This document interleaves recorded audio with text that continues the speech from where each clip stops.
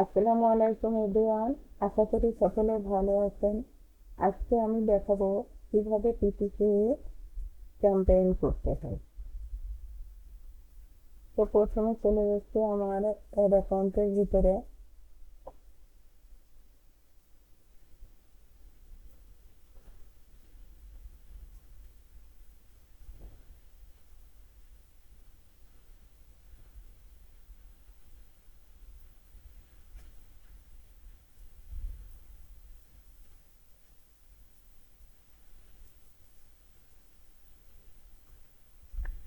Campaign করার জন্য এখানে ক্রিয়েট বাটনে ক্লিক করব, যে প্লাস চিহ্ন, তারপরে ক্যাম্পেইনে ক্লিক করব।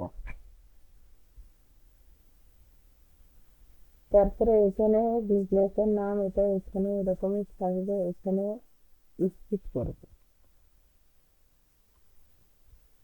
এখন এখানে আসছে চুজ ইউর অবজেক্টিভ। এখানে সেলস, যদি কোনো সেলসের জন্য ক্যাম্পেইন করি তাহলে সেলস ক্যাম্পেইনে ক্লিক করব।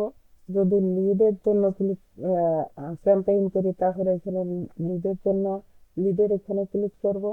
এখানে ওয়েবসাইট ট্রাফিক, ওয়েবসাইটে কোনো ট্রাফিকের আনার জন্য ভিজিট ইউর ওয়েবসাইট, ভিজিট করার জন্য যদি করতে হয় তাহলে এখানে ওয়েবসাইট ট্রাফিকে ক্লিক করব।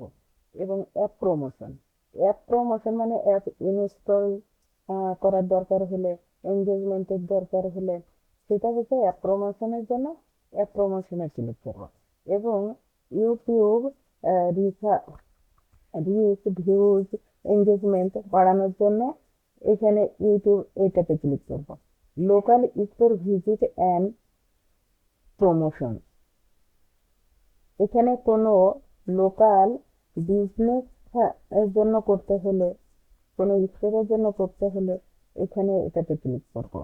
তো আজকে আমি দেখাবো কিভাবে ওয়েবসাইট ট্রাফিক বাড়ানো যায়। তো আমি এখানে ওয়েবসাইট ট্রাফিকে ক্লিক করলাম। তারপরে এখানে আসছে সিলেক্ট এ ক্যাম্পেইন টাইপ। এখানে ক্যাম্পেইন কোন ধরনের হবে, পারফরমেন্স ম্যাচ, না রিচ সার্চ, না ডিমান্ড জেন, না ভিডিও, না ডিসপ্লে, এগুলা হচ্ছে যে কোনো, এটাও করা যেতে পারে, পারফরমেন্স ম্যাচও হতে পারে এবং সার্চও হতে পারে, বা এটাও করা যেতে পারে। তো আমি সার্চে সার্চ দিয়ে ক্লিক করব, সার্চে দেখাবো, অথবা আমি এটাও দেখাতে পারি। তা আমি দেবো হচ্ছে সার্চ, যেহেতু গুগলে আসবে ওই অ্যাডটা, গুগলের জন্য। এখন আমি এখানে দেব কোন ওয়েবসাইটের জন্য এই অ্যাডটা চলবে, সেই ওয়েবসাইটের নামটা দেবো ওখানে। তো আমি গুগল থেকে যে কোনো একটা ওয়েবসাইট নিয়ে আসলাম, লিঙ্ক নিয়ে আসতে হবে।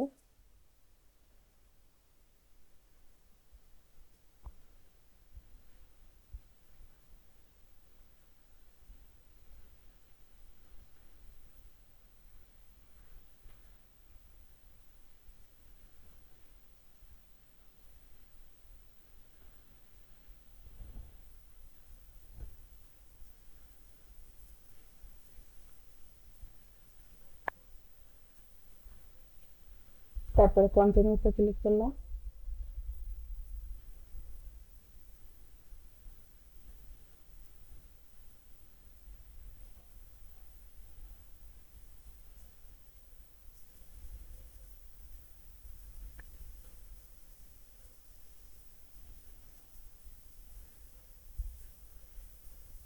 এখানে ক্যাম্পেইন নেমটা কি হবে, এখানে লেখা আছে website traffic first one.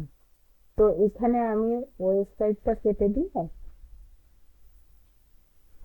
Traffic রাখলাম, তারপর সার্চ, তারপরে এখানে কোন ওয়েবসাইটের জন্য সেই ওয়েবসাইটের নামটা দেব। যেহেতু আমি এই ওয়েবসাইটের জন্য করছি, তাই এই ওয়েবসাইটটাকে কপি করে এই ওয়েবসাইটের নামটা কপি করে এখানে বসিয়ে দেবো। তারপরে এখানে ডেট দিতে হবে, কোন ডেটে এই ক্যাম্পেইনটা করা হচ্ছে। যেহেতু আজকে 20 তারিখ, 20/4/2024,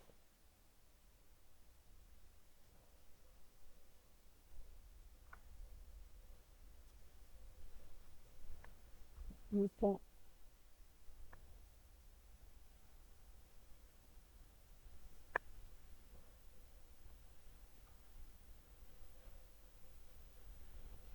page view. Show your ads to people who are most likely to view page on your website.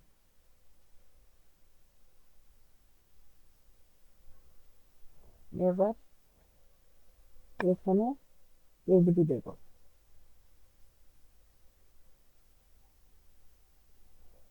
Agri and continue.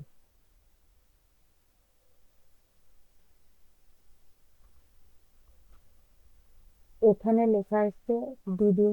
বিডিংটা নিয়ে আমি পরে কথা বলবো, এটা পিপিপি ক্যাম্পেইনের জন্য না। তো এখানে আসছে, এখানে এটা এরকমই থাকবে। তারপরে আমি নেক্সটে ক্লিক করব। এখন এখানে পিপিপি ক্যাম্পেইনের জন্য এই দুইটা টিক মার্কই আমি উঠিয়ে দেব। যেহেতু এই অ্যাডটা গুগলে আসবে, গুগল সার্চ পার্টনার নেটওয়ার্ক, আর এটা হচ্ছে গুগল ডিসপ্লে নেটওয়ার্ক, সেই জন্য আমি দুটো টিক মার্কই উঠিয়ে দেব। আর এখানে লোকেশন, এই ক্যাম্পেইনটা কোন দেশের জন্য হবে এবং কোন লোকেশনের জন্য হবে, কোন এরিয়াতে। দেশের তো একটা ইউএস এর জন্য হলে ইউএস এর বিভিন্ন সিটি আছে, সেই সিটি আলাদা করে নাম লিখে সেখানে দিতে হবে। তো আমি এখানে দিব inter another location, all countries and territory. এখানে লেখা আছে, এটা এটা দিব না, ইন্ডিয়া দেব না।